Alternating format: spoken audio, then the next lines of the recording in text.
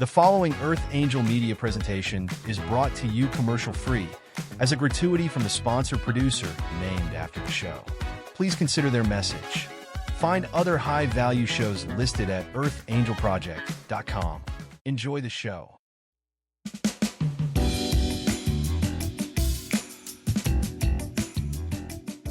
Do you ever wonder how you got here, in this strange, beautiful Earth space? Do you sometimes feel the pull of something older, deeper? Something your mind can't explain, but your soul recognizes instantly. Is this Earth journey one you chose, or a journey that chose you? And what if your experiences here aren't accidents, but intentional messages, waiting to be decoded?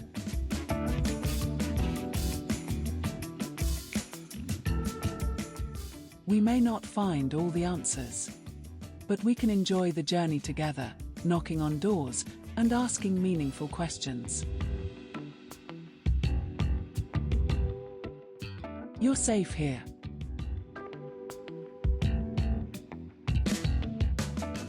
Let's decode our life journeys together. Welcome to Soul Decodes.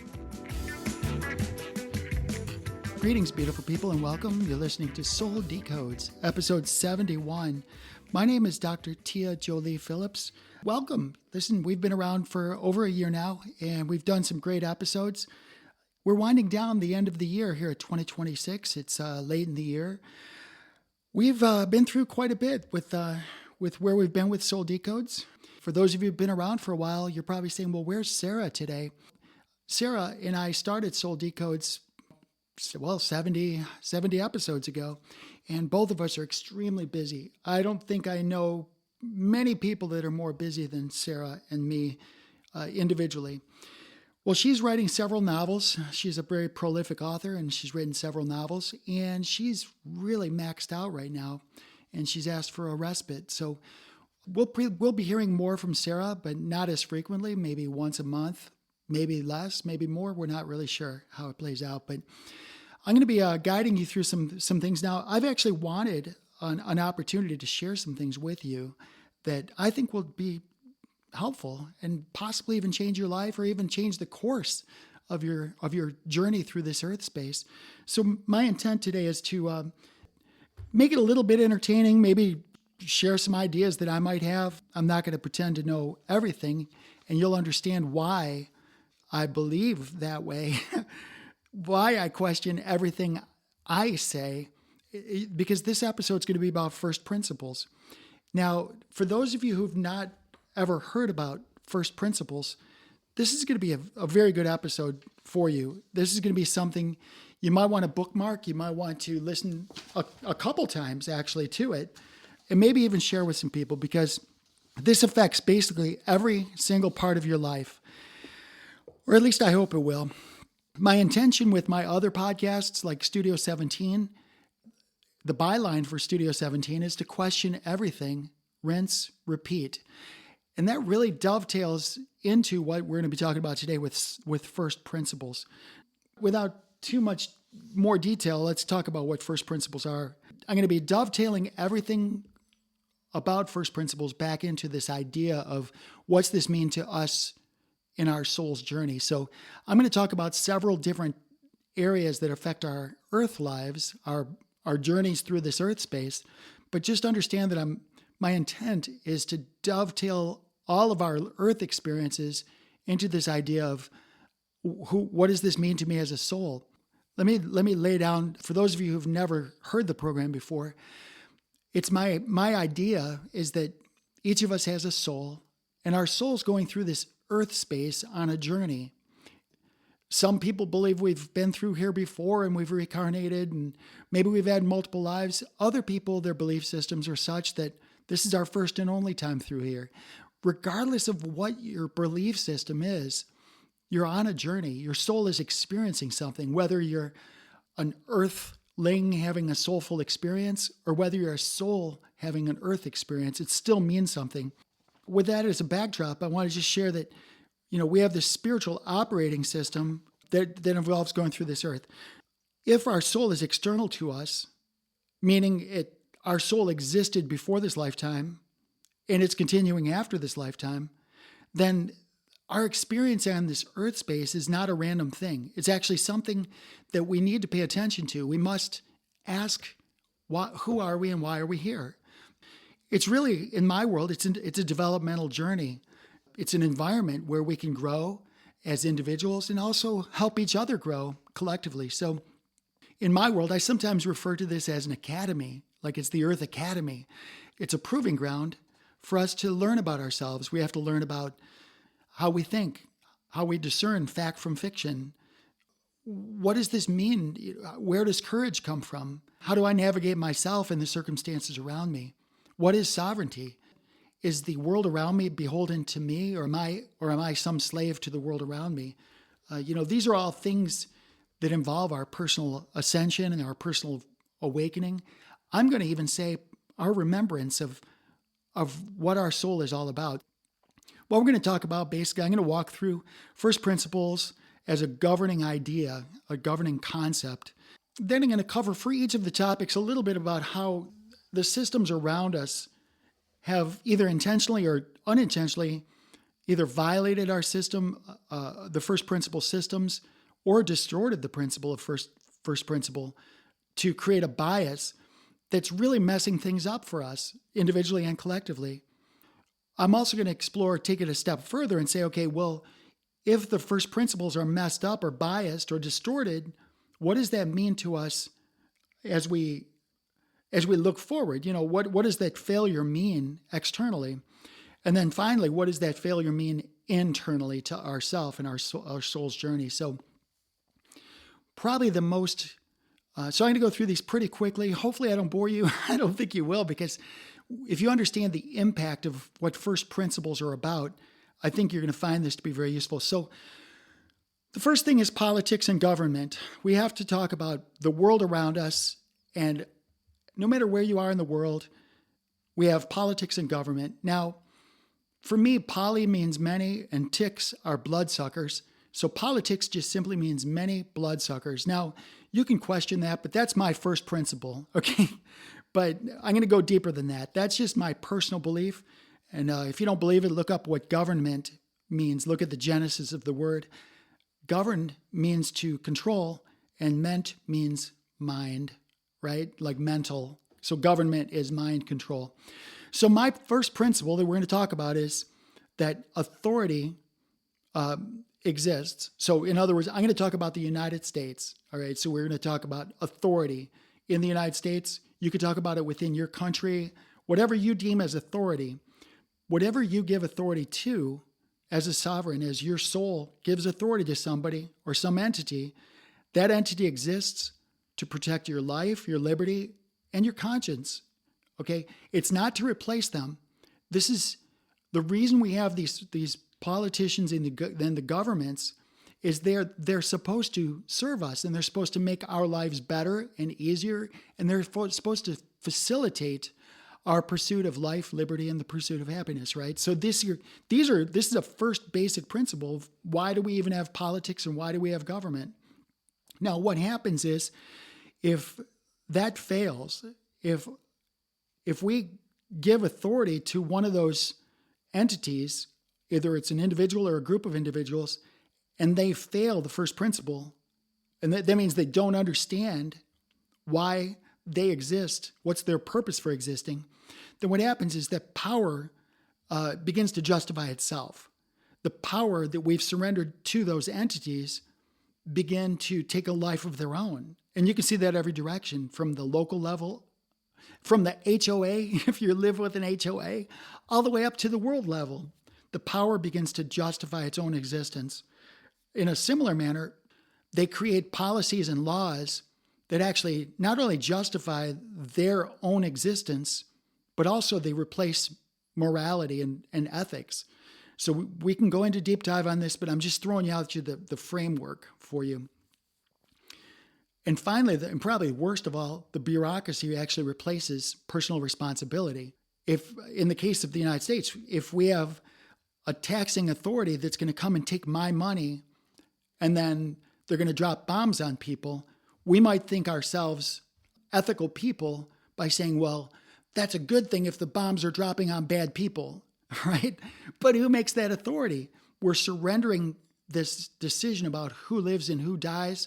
We're voting for these politicians. We're putting governments in place and entities in place. But we're doing that pretty much that we're surrendering our responsibility for what happens with the money, with the taxing, with the bombs. We've offloaded those responsibilities. And that's a modern failure. What we've done essentially is we've expanded control outside of ourselves. We've given up control. Unwillingly or unwittingly, we've shrunk our own personal accountability in doing so. Being a citizen is we're reduced to this population of managed little sheep. Basically, we're just little robots that are subject to these authority figures, which is not really the way it should be. If you're in a soul that's going through this earth space, you're permitting these external authorities, these politicians and these governments to dictate to you what's going to happen in the world around you, then what happens is your soul is no longer free. It's no longer sovereign.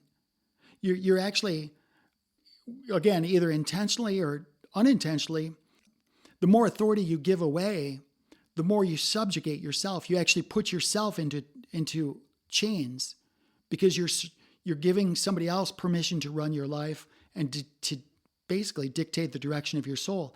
And if you haven't noticed the past 5 years, when people are talking about not even permitting each other to come within 6 feet of each other because of some hypothetical situation, right? Or you have to cover your mask or don't go in public or don't go to your church. Those are consequences from us independent sovereign souls surrendering authority to nameless, faceless people that don't really matter in the end. So again, what happens is we as sovereign souls, our morality, individually and collectively, it kind of atrophies.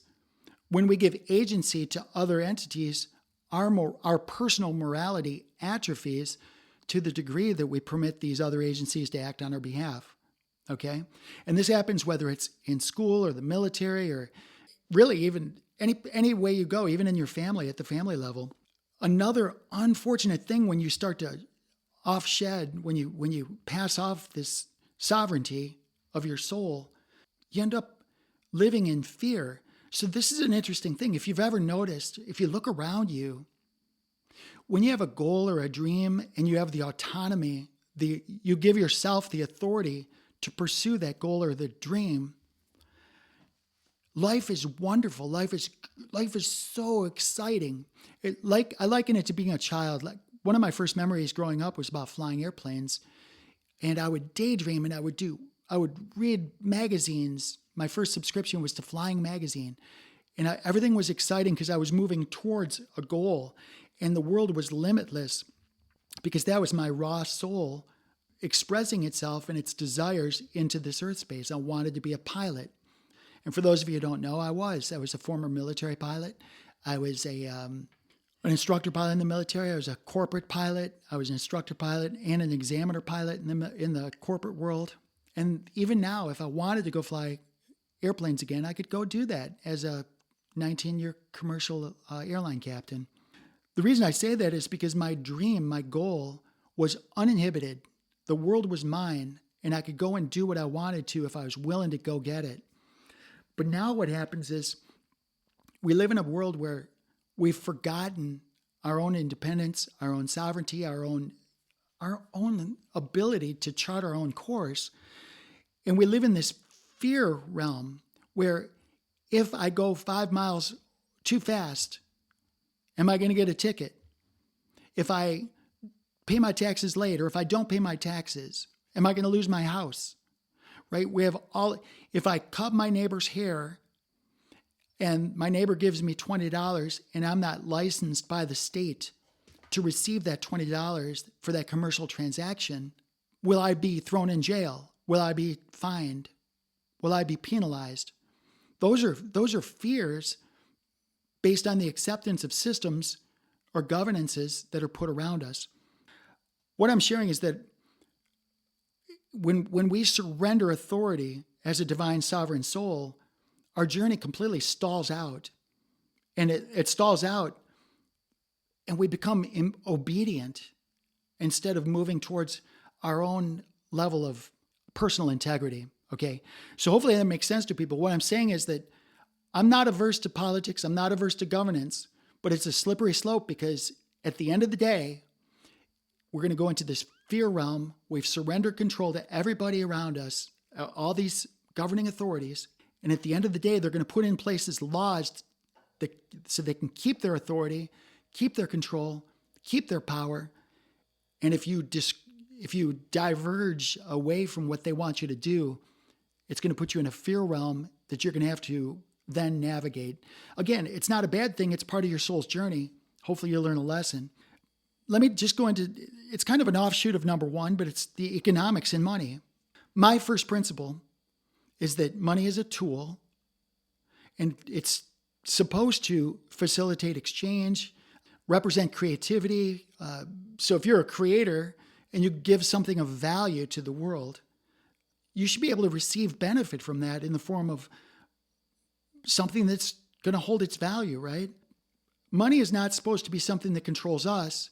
Money is a tool for us to use. So my first principle would be that money is a tool that we use to facilitate an exchange, to be compensated for our creativity, and to preserve value that we bring into the world. So this could be an interesting conversation because there's a lot of people, if they lived according to this first principle, the money is a tool, then it's going to help us a lot as we navigate into the future. So what happens if you diverge away from this first principle? Well, the first thing that happens is currency replaces money. So people say, well, money is currency, isn't it? Isn't money currency? No. Money is a store of value. It represents a creator's contribution to the society, around the world around us. Currency is not money. Currency is completely detached from what we call real value. We print money, we go to a printing press, and there's no value. In fact, when we print money, it actually takes value away from the value that I bring to the table. Because let's just say that I create an invention. I invent a new tool for the shed or a new tool for the farm, right? It's an amazing tool and I bring value to a lot of people and I get paid money for that. Well, if somebody can go to a printing press and print, say I made $20,000 for this invention, but somebody can go to the printing press and print $20,000 for free without bringing any value to the table, they've created currency. They haven't created any money from it. It's just currency so they can exchange, so they can get value for nothing. And what that does, it creates a debt instrument that replaces productivity. So you're actually creating a situation where you disincentivize people from being productive. If you can print money for free, why would anybody want to bring their creativity or their value to the table? It destroys the system. When we go down that path, basically we're creating a financial abstraction or a derivative of sorts that actually hides the consequences of moving away from the first principle that money is a tool that stores value. External to us, you can look around us, that causes inflation, which, as I mentioned, it's the degradation of the value of the dollar that's in my pocket. Because if I had a dollar in my pocket and you just print another dollar, and those are the only $2 that exist for a certain amount of value, then my dollar in my pocket just got decreased by 50%. The value of real property then becomes less valuable, so you need more dollars, more fake currency to pay for the same commodity. So we've seen this before. You know, people always say, well, when I was a kid, a gallon of gas was 25 cents, and now it's, $4, $5, $6. Well, the gas is not worth anymore. The gas is still the same gas. It's just the value of your dollar is degraded by 80, 90, 95, 97%. When we took ourselves off in 1933 off the precious metal standard, and then the government took our gold, took our silver, 1971, we lost our dollar was completely severed and separated from the precious metal currency. We had all this inflation. Inflation became a problem. So there was a disconnection there. This creates instability. It also creates, at a financial level, it creates this situation where there's derivative markets and things that can manipulate value. So in other words, when you disconnect value from money and you use currency in place of money, real money, what happens is you can actually create derivatives from it. Like you can't take, if you're using real money, if I have a bar of gold or a bar of silver, you can't create more gold or silver from that. You can cut it in half and have two pieces, but it's still the same amount of gold or silver. With dollars, if you keep printing dollars, eventually you can create derivatives, you can create paper that represents real value, but it's not the real value itself. And by doing that, you create instability, not only for yourself, but also for generations. What does this mean to our souls? I know I'm talking so much, but this is so relevant. What does this actually mean to our souls? A lot of us are running around. This is a really big issue, okay? I'm going to take a swig of water here because I'm not AI. This is not an AI-generated program. What does this mean if my work, my creativity, my inventions, the value I bring to the world, what if we diverge from the principle that I should be paid for my creativity and my value that I bring to the world? Well, inside of me, my self-worth, I've externalized it, and that makes me, it degrades my own self. My self-worth goes down. This is why, and we're going to get to this a little bit. I think I made some notes here. This is all unscripted, but still I did make some notes. But it makes me imagine, like when we're in school, say you have 30 kids in school. Well, you're going to have 2 or 3 of us that are at the leading part of the pack. You know, we're the fastest with math. We're the best with math and science. We're good athletes. Some of us are at the tail end, like we're the slowest people, or we don't learn as quickly. We don't memorize. We don't do our math tables. We don't do our alphabet as quickly. Those are all external to ourselves. None of those things really matter internally, but I'm using that as an example of some of the things we can do as an example of how we kind of get misled away from who we are and what the core value is of our souls. So we've all heard of like starving artists, right? If an artist creates something, that artwork, if it brings value to the world around them, then they will get paid for it. If they're not getting paid for it, that means they're not bringing value to the world around them. That's just the economic part of it. However, it doesn't degrade who they are as a beautiful soul, as a divine soul. It just means that external to them, what they're doing is not bringing enough value to the world around them. They might need to think about doing some other things that will that'll use their skills to bring value to the world around them.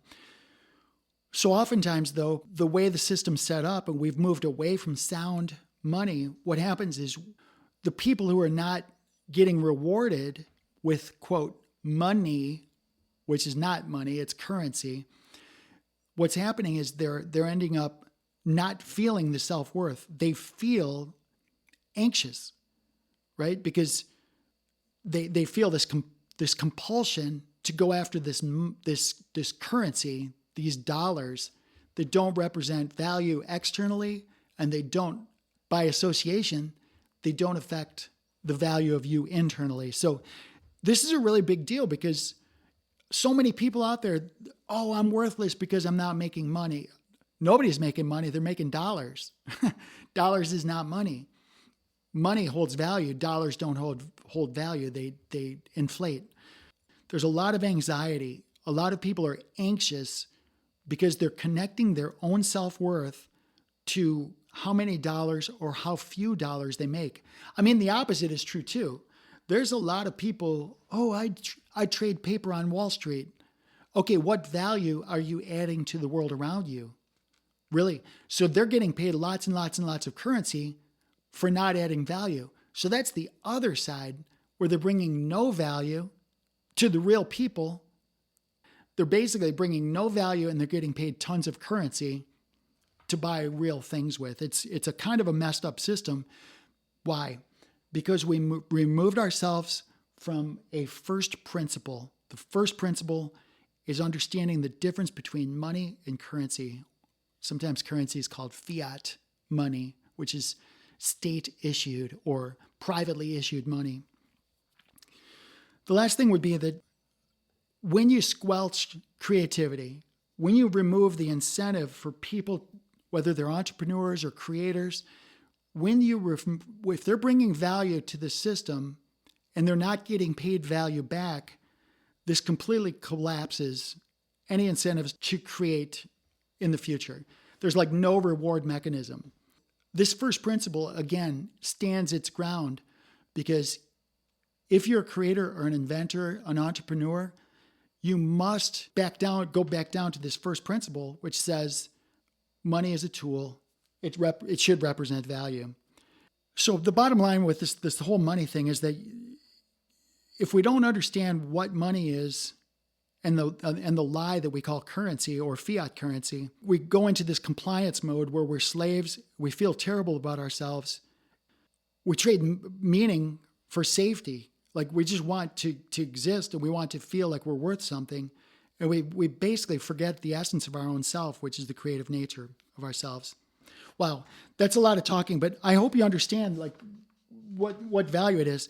I should point out also that the idea, what is a first principle? Well, it's something that withstands questions all the way down to the root level. So think of it like looking inside of, like if I look at an onion skin, I could look at and see an onion skin, but if I look under the magnifying glass and I dig deeper and deeper and deeper and deeper, at some point I'm going to get to this foundational element so I can best understand the entire onion by understanding the basic element of what the onion is made of and how that basic element works with all of the other parts of the onion.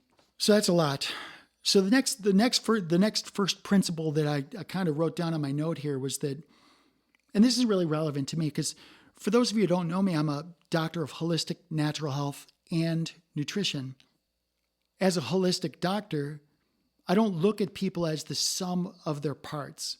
I look at an individual as this beautiful divine manifestation of all sorts of things that we see and also things that we don't see and we don't perceive. So it's a very holistic way of looking at a person. Sometimes if a body is not functioning properly, one of the first questions I ask is, number one, who are you and why are you here? They're going to give me the earth answer. Oh, I'm overweight. I got to drop the weight. But also I'm going to dive into the spiritual answer.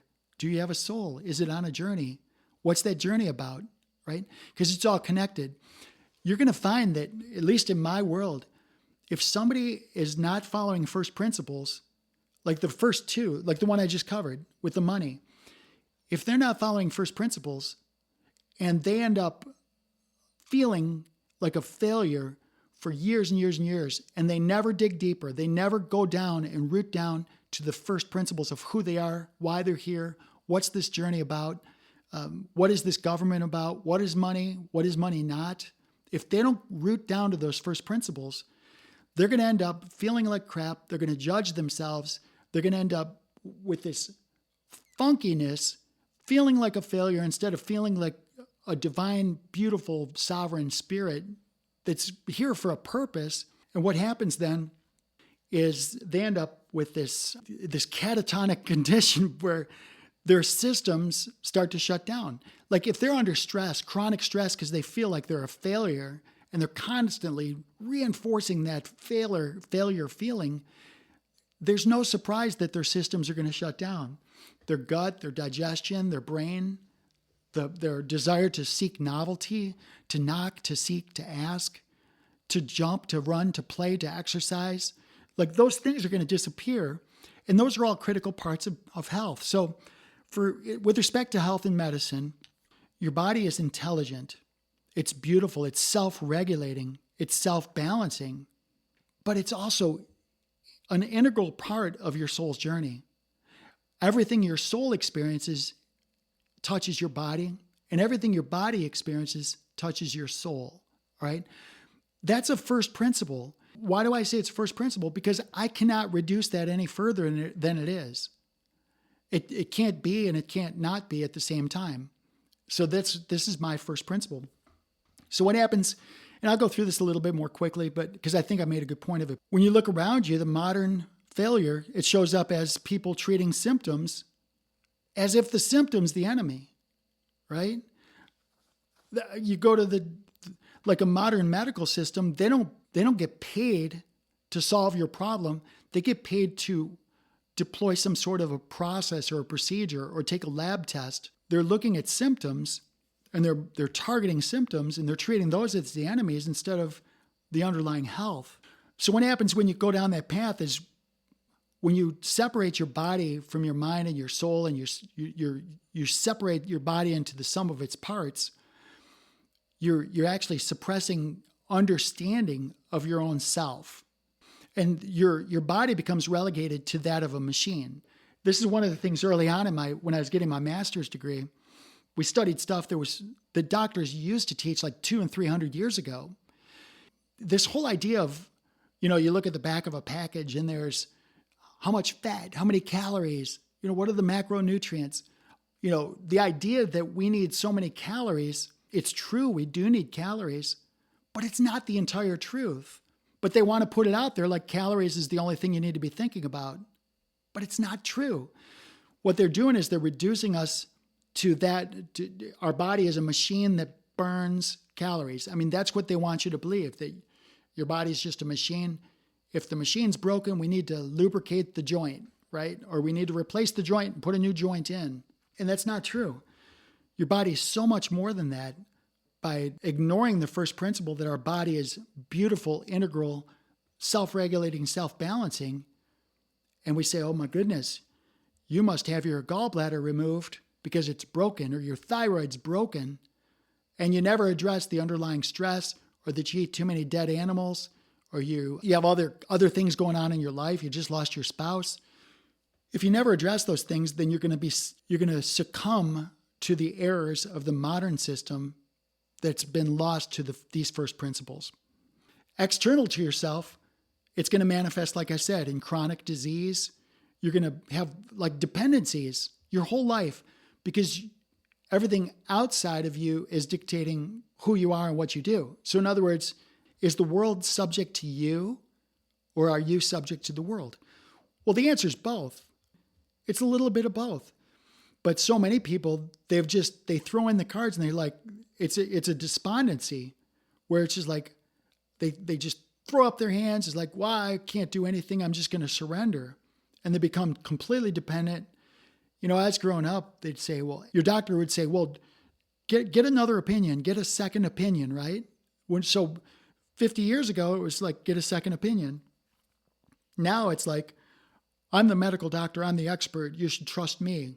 And they get all upset if you're going to get a second opinion or if you actually bring things to the table. So those of us that push back against this idea that we're just a machine, we get, a lot of blowback from doing that. And over time, when you get enough pushback from all your friends, your family, your neighbors, it can become very, very difficult. And your resilience can decline. It takes a lot out of people to be strong and understand that you are beautiful and you're powerful and you're free. And there's nobody in the medical system that's going to tell you otherwise. That's a major external failure in the health and medical world. What does this mean to our souls? Like at a soul level, if my soul is different than my body or it's disconnected, then that leads to a lot of things. It's a loss of self-trust. I don't share this with many people, so here I'm sharing it with the world. But the VA told me, the Veterans Administration told me 15 years ago that I had lupus. And I had to go for some other tests. And I told them, I said, I think you're thinking of somebody else. How long before I have to go through other tests? They said, 6 weeks or so, we'll get you in for this advanced testing and stuff. I said, before you do the advanced testing, I want you to check my blood work again. And they're like, Captain, why would we do that? I said, because I don't have lupus. I'm going to take care of that condition. It's a symptom that you're calling a problem, and I'm calling it something that I can change. So I did several things, one of which was I stopped all meat and dairy. I just stopped eating meat and dairy. Took some, lots of vitamin C, fresh air, sunshine, exercise, a bunch of stuff that I was doing anyway, but I upped it.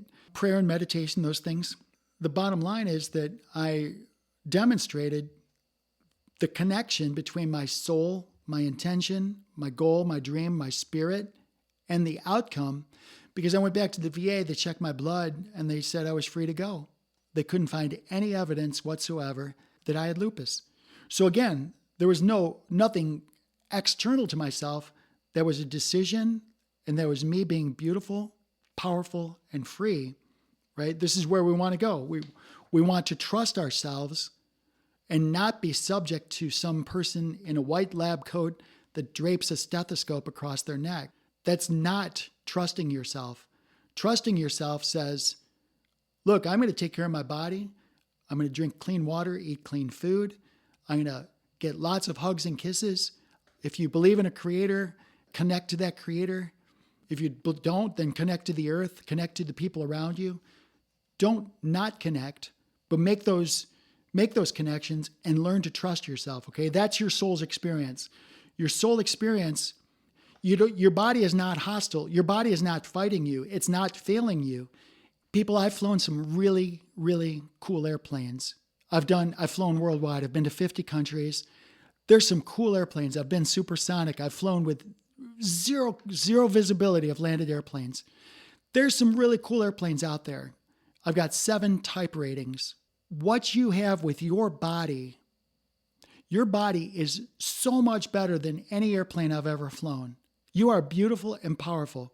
I've never had an airplane that I could scratch the surface and it would heal itself. I've never had an airplane that could make its own decisions based on morality. Yeah, there's some cool airplanes, but you're so much better. You're so much more awesome than any airplane out there. Don't look at yourself as a machine. You're so much more. Don't lose self-trust. And don't look at your body as hostile to you. It's a beautiful avatar that represents you in this earth space. Your body is helping you navigate through this earth space to give you amazing experiences. So give gratitude for your body. Treat it with love and kindness and gentleness and respect. All right? You're going to want to increase your sensitivity, increase your awareness, increase your body's ability to sense things, to perceive, to be empathetic, to be caring. Increase those things. Don't let your intuition dull. Don't become callous. Don't protect yourself from being hurt. Like, oh, somebody called me a bad name. Do you believe you're that bad name? No, I don't. I did this with my kids. My son John came in crying. It's like, Timmy said I'm a stupid idiot. I said, well, John, are you a stupid idiot? No. It's like, well, why are you worried? You know yourself better than he knows you, right? Yeah. Are you a stupid idiot? No, I'm smart. Good. Then don't worry about what Tim said, right? And so this is what I taught my children when they're young. You know yourself better than other people know you. So go with that. The bottom line on the health and medical system, if you will, your soul, to have its full and proper journey through this earth space, cannot be silenced by the institutions around you. You have to listen to it, and you have to get your soul and your body to work together. You have to appreciate those connections, okay? All right, education. I can still read my notes. This is cool. By the way, this is contemporaneous. I just have these little bullet points that I'm just trying to, so I don't get too far off into the weeds. So education, this is a big deal. I liken our current modern day education system to a prison. All right. And you can argue with me all you want. And I went through the public school system. So I'm in a position to tell you, I went through public schools. I went to the Air Force Academy. I did the entire gambit of public schools. Okay. Now, the Air Force Academy I went to expecting them to tell me to sit down and shut up and listen, because that's part of the program. But when you tell a 5-year-old, 6, 7, 8, your whole elementary school experience, sit down, shut up, cows are not purple, stay in the lines, I don't care if you have to pee, you wait till the bell, don't talk when I'm speaking to you, you talk to me when I ask you a question, To me, that looks and feels a lot like prison. Even the buses that they drive, that looks a lot like prison. Here's my first principle when it comes to education. Education, not just the education system. I'm talking about your soul and your journey through this earth space. Education exists for you to cultivate discernment, to express curiosity. Remember, we're told to knock, seek, and ask, right? To be curious and to foment or to develop independent reasoning, okay? This is a really big deal. I'm going to actually do another episode about this in the future because we've lost our capability to use intuition, to be critical thinkers, to not get our feelings hurt when we're wrong. We've lost our ability to reason. These are going to be things we talk about in the future. So let's talk a little bit about what happens when the education system fails. What's it look like? And you can look around you. You'll see this. I'm going to just tell you right now, I have a PhD in holistic natural health and nutrition. To me, it means nothing. It means absolutely zero. People ask me, it's like, well, aren't you the expert? I'm like, please stop. I'm not the expert at anything. The only thing I'm really, really good at is being a student and asking questions. I'm really good at those things.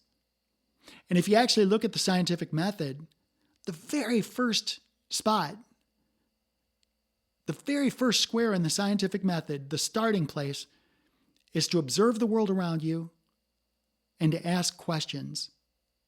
Every single model of the scientific methodology starts with asking questions, observing the world around you and asking questions. So many of us, they go into the scientific model with a conclusion and they work the whole thing backwards. They justify why they believe the way they do, and they work the whole thing absolutely backwards. It's not the way it works. The first principle involves us being curious. It involves us being discerning and just going out there and just being children. You know, knocking, seeking, and asking is what I like to say. The reason I bring up my PhD is because it means nothing to me. We're in this place where a PhD is a credential. It has nothing to do with wisdom. There are children that are homeschooled that are wiser than people I know that have 2 and 3 PhDs. The credential means nothing. You can ask 5th graders basic things about basic civility, simple things about how you run your farm or your home or your garage or your business. Simple things. If you listen to their innate, onboard wisdom, the wisdom of youth, you'll find that many of them are smarter than adults because adults have stopped learning how to question things and how to approach the world. So credentialism is really overused. Do not trust the experts. The experts are going to put forth ideology. They're going to put forth dogma and ideology in place of inquiry. They're going to tell you to not ask questions. I mean, I've been censored by so many platforms, it's crazy. Why? Because I ask questions, too many questions. Even as an adult, sit down, shut up, don't ask questions, stay in the lines. Nothing's changed. The other thing is, people marvel. A lot of my clients, they come to me and it's like, you speak so differently than the other doctors. Well, that's because I'm coming to you as a friend. I want to help you with your actual core problem. It doesn't matter what my degree is. I want to just help you. And if the medical system, the education system did that more, then we'd be at a different place. A lot of my doctor friends, they go through years and years and years of school to memorize body parts, procedures, techniques. And I'm not saying that those are not valuable, but that's not what makes them smart. That means that they're good at memorizing things and taking tests. And it doesn't mean that they have some grand understanding of life. You were born, you woke up this morning. I'm talking to you. If you trust yourself and just be honest with yourself, you woke up with more wisdom this morning than virtually any doctor you'll ever meet, any attorney, any multimillionaire. You have so much onboard wisdom. You need to trust yourself. You're beautiful and you're powerful and you're free. Don't let the education system tell you otherwise. The external failure part of this education system is it develops fragile thinkers. Did I memorize this correctly? If I didn't, am I going to get punished? Am I going to fail? What if I fail? What does that mean? Am I going to lose my scholarship? It's a fear thing. Everything's fear. Somebody that understands and works from a true wisdom and intuition, what they'll do is they'll say, I'm going to do the best I can based on what I know and based on all the information I can get. And guess what? If I mess up, if I trip, if I fall, I'll get up, I'll try it again. Right? I'll learn from it. So those experiences that we have going through and failing are the very thing that make us wiser. And then if we're smart, we can go to our parents and our grandparents. We can say, hey, I'm about ready to do this thing. I know you did that thing when you were my age. What guidance can you give me so I don't have to trip up, so I don't have to goof up, so I don't have to waste money, I don't have to fail? That's called the wisdom of the ages. Now, do I listen to everything my elders say? No.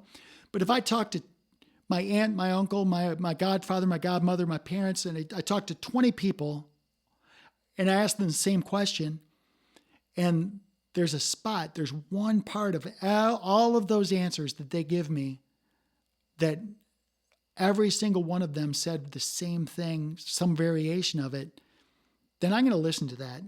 Now, it might come out that it's different for me, right? Maybe they all got it wrong, and I might have to do things differently, but at least I'm going to consider those things. Even if they have no degrees, even if they don't, the smartest people I know didn't even graduate from high school. It's not a thing, people. Don't do this education thing. Our current failures, they create fragile thinkers. It creates polarization. This is so classic. Look what our education system did. Is the earth flat or is it round? Well, if you took somebody from 200 years ago, they'd say it's flat. If you took somebody from modern day, they'd say it's round. Now, those two disparaging groups of people that believe flat earth or round earth, they should be able to have a discussion. They should be able to sit down and say, well, why do you think it's round? Well, why do you think it's flat? But what happened is they're so fragile. They're so invested in this. They're so attached to being right. Their ego is if they're in the round earth camp, they can't be wrong. If they're in the flat earth camp, they can't be wrong. They're so invested, it creates polarization. They're so afraid of being wrong that they're not going to get the truth. If you're really a critical thinker, or what I would call a first principle thinker, because remember the first principle, let's talk flat earth. If you're a first principle thinker, education exists to cultivate discernment, curiosity, and independent reasoning. So what's that look like? Well, gosh, why would you believe that the earth is spinning and the water sticking to the earth as it's spinning at 1,000 miles per hour? Why do you believe that we're a spinning globe? Explain that to me. And you're going to explain your position, and in a civil world, the other person I'm talking to is going to say to me, well, why do you believe the way you believe, right? So we're going to have this conversation, and I'm going to say, well, if I put a laser over, there's a missile system on a ship that shoots down incoming missiles 100 miles away, and I don't think a laser can do that over a curved ocean. So I think we should have this conversation, right? So that's just one example, but I'm just saying we need to have these conversations, and it's independent of an education system. If the education system was doing the right thing or being effective, they would teach us how to be critical thinkers instead of just being workers who can sit down, shut up, color in the lines. Another thing is people get rattled. If I ask somebody, how did you come to believe that way? Let's just say with the flat earth, round earth thing. How did you come to believe that way? they get rattled. They can't explain to me why they believe the way they do. They cannot perform under pressure. And they get all rattled with that. That shouldn't happen. They should say, well, I read it in this book, or my mom and dad told me, or my teacher told me, or whatever. Now, we're going to kind of cover off on that a little bit, because that's one of the problems is when you dig deep and you say, well, how did you come to believe that way? What happens is the authority replaces knowledge. Instead of saying, well, let's go find out. Let's do some research. Let's work collaboratively to find out the shape of the earth. Let's work together to solve the problem. That's what we should be doing. Finding knowledge, true knowledge, inner knowledge is no longer trumped by authority. Now you go one step further. If you permit that to persist for any length of time, people are they're going to stop being curious. They're just going to say, well, that's what all the teachers said. And there was a globe in the room since I was in kindergarten, so it must be true. The idea of being wrong is more important now. It's more important now that people not be wrong than that they pursue the truth. And so if you go back to first principles, that would disappear. The first principle is pursue the truth, even if it means you being wrong, because the truth is more important than being right or wrong. If it's left to continue, then the soul becomes basically conditioned to be subservient to the idea of being right instead of being inwardly rewarded for the process of seeking the truth. Okay? Wow. There's a lot here, people. Thanks for sticking. This has been so important to me to get this out there. So hopefully you're sticking with me. We're going to wrap it up. I promise. This is a really, really big deal. This next one is technology and AI. Everybody's about technology. Look around you. Now, my first principle with AI is this. These tools should extend human capacity, okay? They should extend our capabilities, but they should not erode our own soul's awareness and responsibility. So I'm going to use this example. I've seen, as an instructor pilot, I've seen this happen so many times where you have a very skilled and talented person flying the airplane, and over time, they become overly dependent on the autopilot, and their skills atrophy. Their piloting skills atrophy to the point where when it comes time for them to click off the autopilot and actually fly the airplane, just like they did when they were becoming a pilot, they're very rusty. So when I was flying for, back when I was flying for JetBlue as a captain, I would almost always click off the autopilot and manually do the approach and the landing, all of them manually, unless the book told me to do it otherwise. There's certain procedures you have to do. You have to use technology to lighten the load under certain circumstances. But the bottom line is that analogy, there's been so many pilots have actually killed themselves by becoming over-dependent on technology. Now that's a pretty severe statement, but it's also very true, especially if you're one of the passengers. So that's a big problem. So what happens in the modern system is you have automation without accountability. So the automation, people feel like they don't have to read, they don't have to study, they don't have to dig, they don't have to do research, they don't have to, they're shedding all of these responsibilities, and they're replacing convenience for sovereignty. When I was at the Air Force Academy, we had to literally go put our name on a waiting list for a book to come in so I could research how these lasers work. And when the book came in, I could only have it for 2 days. So we had to really work to become accountable for gaining that wisdom and knowledge. And if we didn't pick up the book when it was available, it went to the next person. So the convenience is a big problem, and it degrades the value of us operating within our own sovereignty. And basically what happens is, instead of people thinking for themselves, they're going to go and say, well, let me just go Google it, or let me ask AI. I'm just going to ask ChatGPT. Hey, ChatGPT, how should I think about this? Right? I remember when ChatGPT came out, I was an early adopter, and I argued with it. I was like, you're a dumbass. I would just literally because why? ChatGPT is built on what's called an LLM, which is a large language model. It doesn't do anything. It's not intelligent. It's artificial for sure, but it's not intelligent. All it does is it looks at billions and billions of bits of information, including your drunk brother-in-law blogging about something, the most entrenched academic in the world burping up facts that they've been taught. So there's all of this stuff floating out there, and all AI does is aggregates it and burps it up in your face. There's no intelligence to it. You're the divine intelligence. So what happens is, the first principle is that these tools should help us.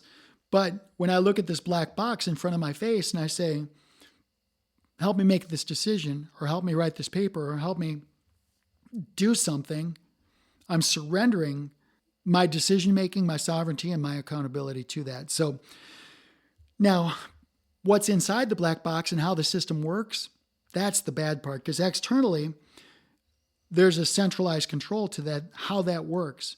I remember early on, I wanted an image. I wanted AI to generate an image for me, and it said it can't do it.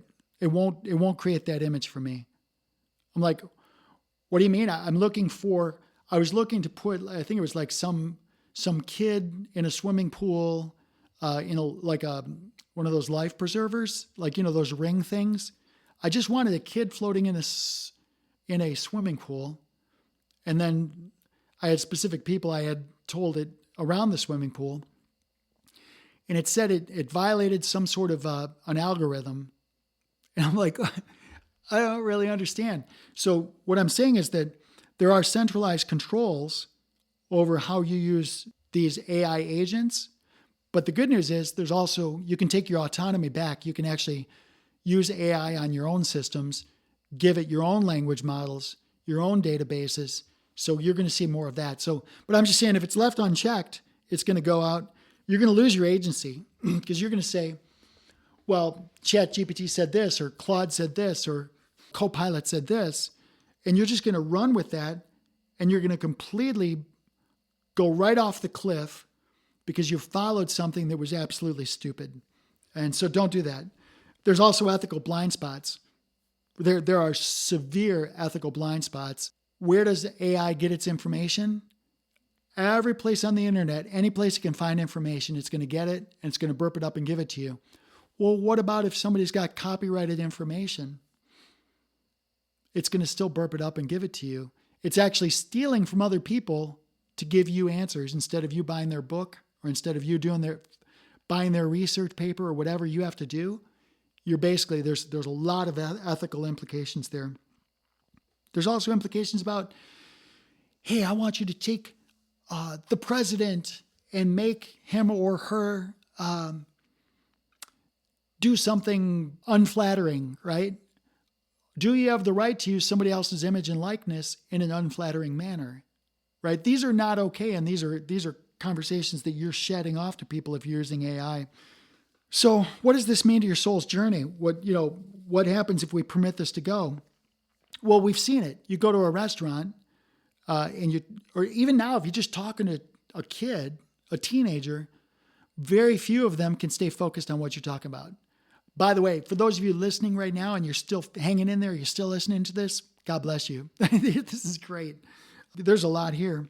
Attention fragments. You also get this thing where you're getting lost. Your soul is getting lost in this artificial space, right? Especially when I see people walking around with these goggles on. You're living in an artificial space instead of having soulful experiences. You can look through Google and have an experience that you're walking through a garden, but it's just so fake. It's so limited. But when you go to my garden, you hear the bees. You look at the butterflies. You smell the herbs. You see the dew on the flowers, like in real time. There's so much more to the real experience. What happens is you're present in the moment. And this is the same, like looking at a beautiful baby that's just brand new born versus seeing an image of a baby through some goggles that you have on. feeling the baby, holding the baby, being there with the baby when it's crying and then you hold the baby. Those are tactile, soulful experiences that you cannot get outside of yourself. You must be present in the moment for your souls to have those experiences. But a lot of times these technologies and AI, they dissolve those away. I already talked briefly about the outsourcing, but there's also a sad, something that's sad is I find that people, they'll say it's generational, but even adults, they can't find stillness. One of the coolest parts of being in this soul's journey, and I'm going to challenge all of you to do this. All of you. If you're still listening to me, I want you to do this one thing. And this is where you're going to find your soul. Is I want you to go and be quiet. Don't talk. Shut off your AI, shut off technology, shut off your cell phone, shut off the music, shut off everything. Go walk through the park. Go walk in a garden, walk in the forest. Be present. This is one of the most beautiful things you can do. If you have somebody that can also go and be quiet and go experience those things with you, that's one of the biggest things you can do to feed your soul, is to find that quiet and find the stillness and get your alignment between your soul and your head. Don't let your head go spinning off, because that's what AI and technology is going to do. What I'm talking about is getting coherence between your brain, which is your outside world, and your inside world. We need to bring coherence and stop scattering yourself all over these systems. Bring yourself together back within yourself. Your personal finance and career. Listen, I talked about it earlier. The first principle here is that time, energy, and talent are finite expressions of your purpose. Your soul's purpose here on this earth manifests in time, energy, and talent. Now, the modern world's going to have you, they're going to say that you're a function of how productive you can be. In other words, your value is based on how productive you can be. And that's just not true. They're also going to say that your status, it's your status is the most important thing. So there's these titles, right? We talked about the doctor title and these, I'm an attorney or I'm a millionaire or whatever you think you are. It replaces contribution, right? And then this is a big thing too. I see a lot of people going through motions. Well, I don't get it. I brought her roses on the anniversary. I don't get it. I always do his laundry. I always make the bed. I always do these things. It's not the motions. Motion does not replace meaning. When my children, I would rather have, like I've got 4 children and 4 grandchildren. I would rather have my children write a handwritten note on the back of a napkin and tuck it in my pocket so I can find it. I love you. I'm so glad you're my parent, right? I would rather that than them go and organize some big party and do some big thing. I would rather have the meaning of that beautiful handwritten note that took 15 seconds, maybe a minute to write something and give it to me. That's more precious to me than somebody handing me the keys to a new, Bentley convertible or something. It's not about people. It's not about the motions. It's not about the activities. It's about the meaning. Okay, let's get there. If you don't get there, you're going to burn out. You see this all the time. I mean, you have people, I can't believe this company. I worked there for 29 years and they fired me the year before my 30th. They're chasing these titles and they're chasing these retirements and they're missing all these beautiful years. And even while they're pursuing those things within those structures, they're basically golden cages. They're caged in. They're not sovereign. They're not free. And they're self-imposed limitations. Because their soul's not having a journey, they're personally never advancing their soul. They're never going towards their soul's purpose because they've locked themselves in a cage, a structure, an artificial structure, and they've relegated themselves to an entire life of dissatisfaction. That's the external manifestation of it. So what's that mean to your soul in the long run? Well, I always say, never confuse being busy with being productive. A lot of people say, well, I'm always so busy. Stop being busy. Be productive. Now, you can be productive at your work, and you can be productive with your family and with your band or whatever you're doing. You can be productive. When it comes to your soul's journey, you must make that a priority. Make sure that your alignment with your soul's journey is the most productive thing you do, right? You always have to double everything you do back to who are you and why are you here? I had a friend from 30 years ago. How do you say it? It's great that people climb the ladder of success, but let's just make sure the ladder is leaning against the correct building, right? Something like that. I probably botched that, but you get the idea. So don't postpone the inner work. A lot of people run away from the shadow. You gotta engage the soul's journey. If the world around you is giving you something negative, interrogate that negative. Look at it dead in the eyes. Try to understand what it means to you, okay? Because otherwise, your soul's going to go through this entire earth experience. They're going to end up burying your body, and you're going to be exhausted. You're going to get to the end of your life exhausted without any personal soul victories. And then you're going to look back and say, oh man, I didn't even accomplish what I came here to do. Last one. I know it's taken a lot of time. God, there's so much here. I've wanted to share this information for so long. First principles, last one. I pretty much went through all of these, but this all ties together with this last one. This has to do with your spiritual inner development, okay? And again, it all ties together. The first principle is that truth withstands questioning, and your actual awakening requires direct experience. Now, what does that mean? I hear all of these people talking about, oh, we're on this awakening journey, or I'm awakened, or they're woke, or they're not woke, and they're all this stuff, all right, whatever words. That's not the awakening I'm talking about. I'm not talking about the awakening of the corruption of the deep state and all the dirtbags, the politicians and all the people that are doing all the dirtbag things around the world. That's not what I'm talking about. What I'm talking about here is your soul's journey. The idea that to experience a swimming pool, I can't just cerebralize it. I have to dive into it. I have to feel it. I can understand the concept of a hug, but it doesn't mean anything to me until I feel the hug. I can understand what a dog is, but until it jumps on me and licks my face, I don't experience it. Your soulful experience, that's what the journey is about. It's about your experience. It's about awakening to the idea. The whole purpose of what I'm sharing with you today is that you have to awaken to the idea of yourself having a soulful experience, and everything around you is for your benefit. All of it.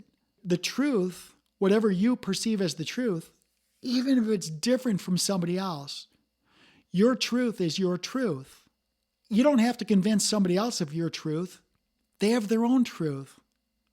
Now, what's cool is when you meet people who can actually talk about their truth freely, and you talk about your truth freely.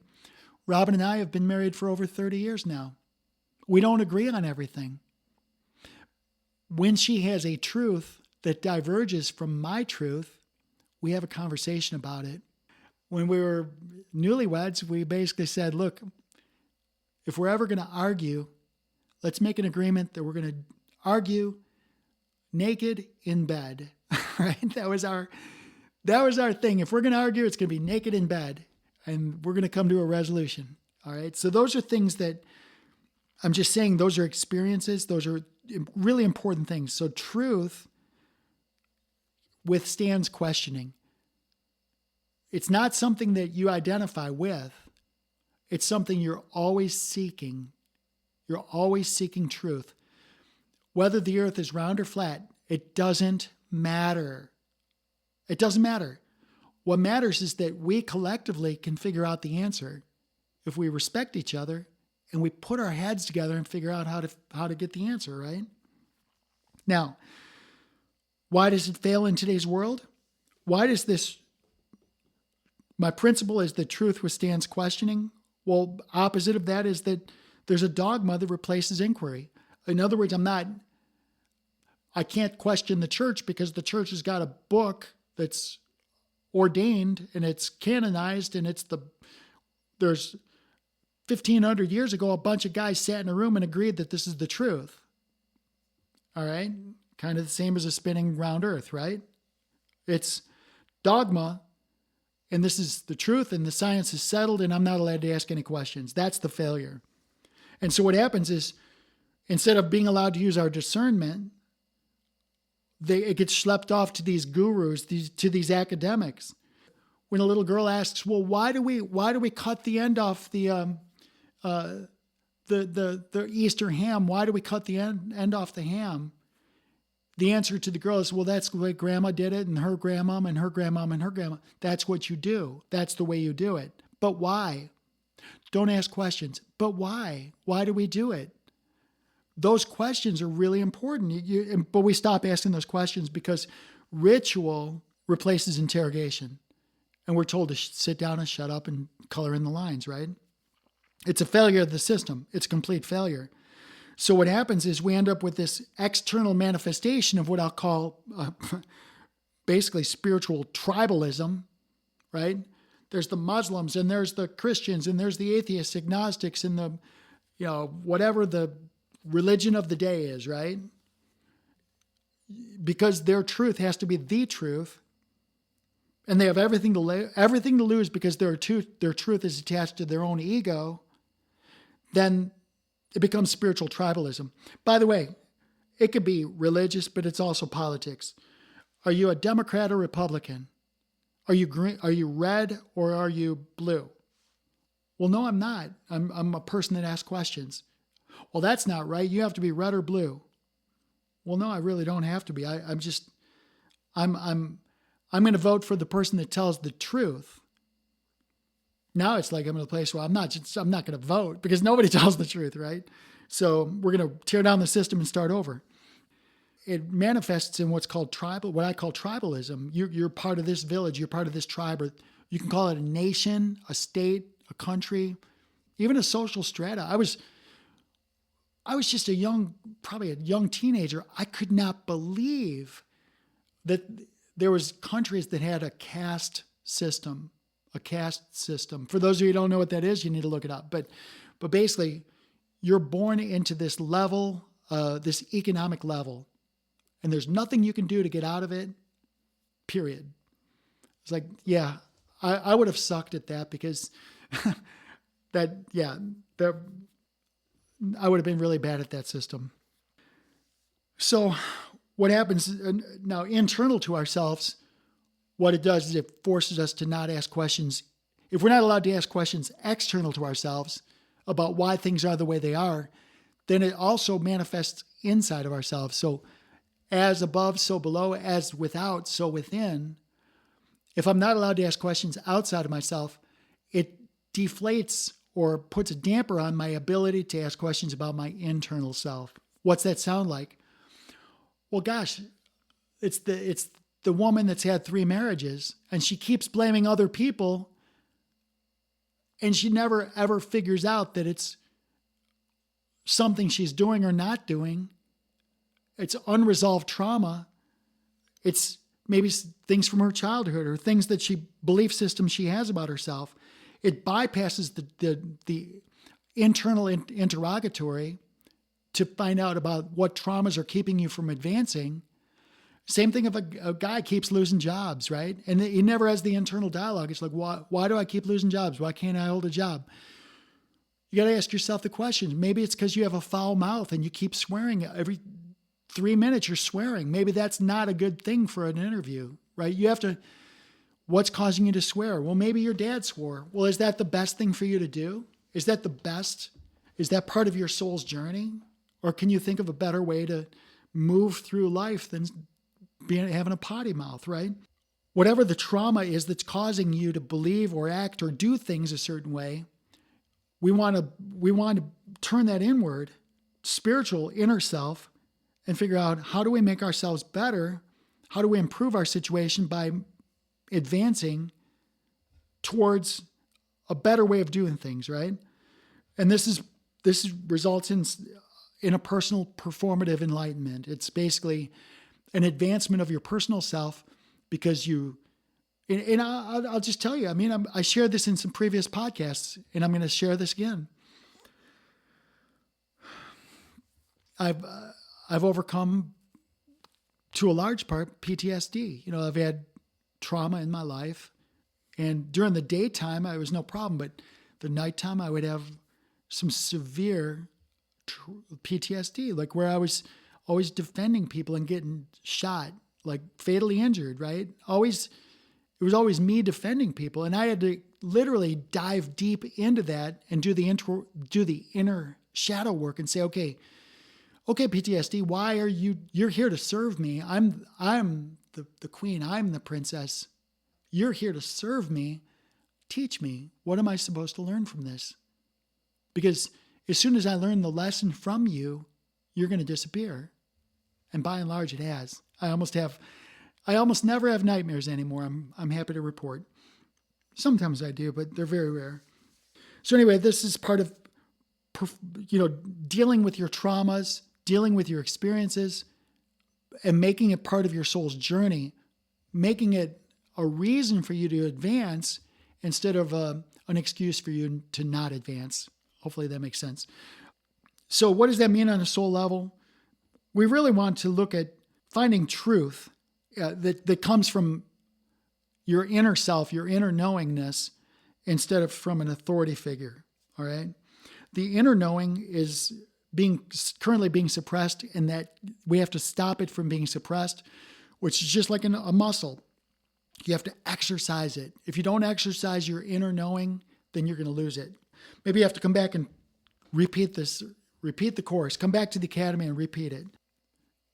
Your soul basically loops back, and you're going to keep looping back until you learn those lessons. So unless you want to keep coming back and repeating fifth grade as a soul in this earth experience, draw the line, look at the trauma, face it, learn from it so you can go to the next level. All right? That's your ascension. That's your assignment. So we don't want to outsource wisdom. Let's learn to get wisdom from within.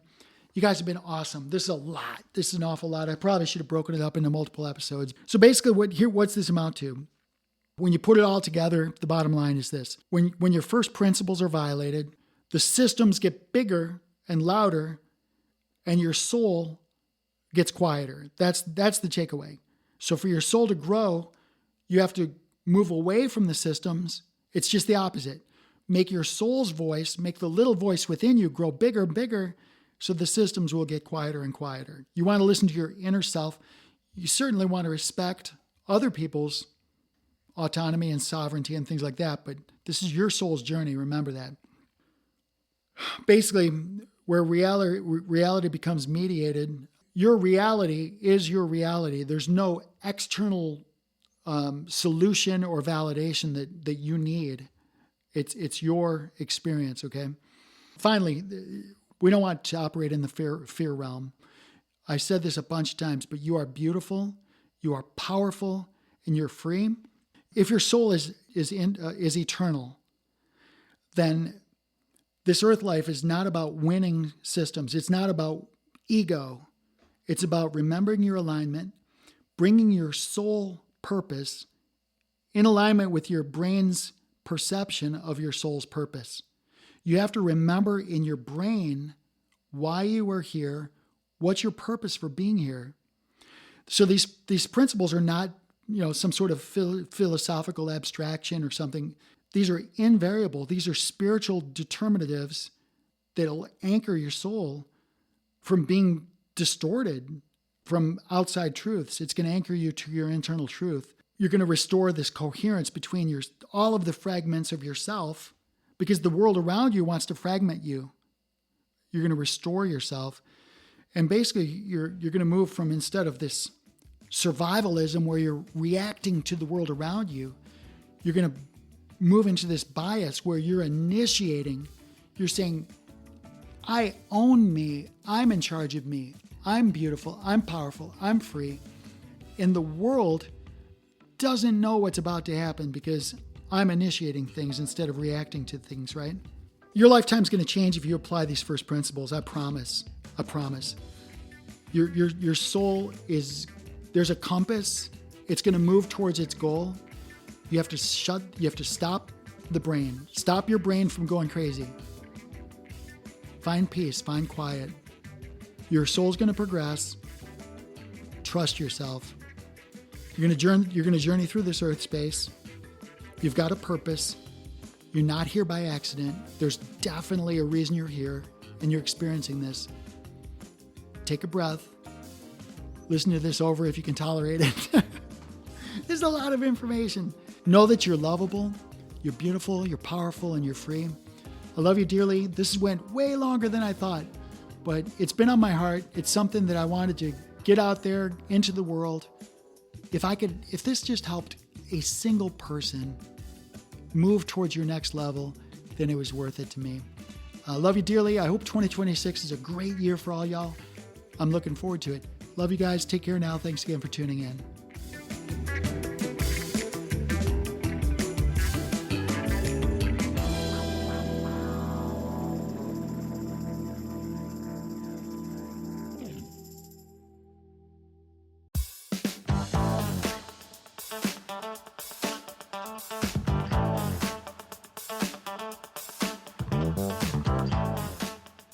Soul Decodes, a featured presentation, airs every Friday on the Earth Angel Media Network.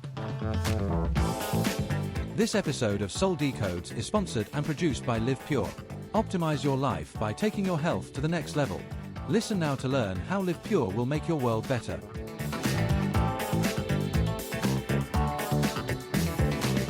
Live Pure is an American-based distribution system of online portals that give discounted access to clean, potent, natural, and ethically sourced healthy solutions for fat loss, muscle gain, clean skin care, immune system support, whole body cleanse, physiological balance, and performance support for athletes of all ages.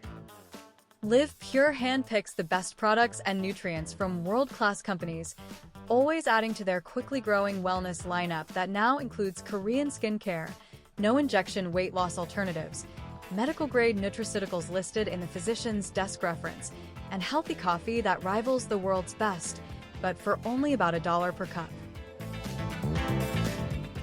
Soul Decodes listeners looking for youth, beauty, and better health can get wholesale pricing by visiting livepure.com/gateway and signing up for free as a preferred customer. Content creators, influencers, and virtual entrepreneurs looking for passive cash flows from emerging markets can profit from Live Pure's state-of-the-industry affiliate program, which provides up to 7 different payment vectors. Content creators aligned with Live Pure and Earth Angel Media will enjoy massive co-marketing benefits, including a personally branded website. Sign up as an affiliate brand partner at livepure.biz/gateway, or drop us a note at earthangelproject.com. Check out the show notes for more details.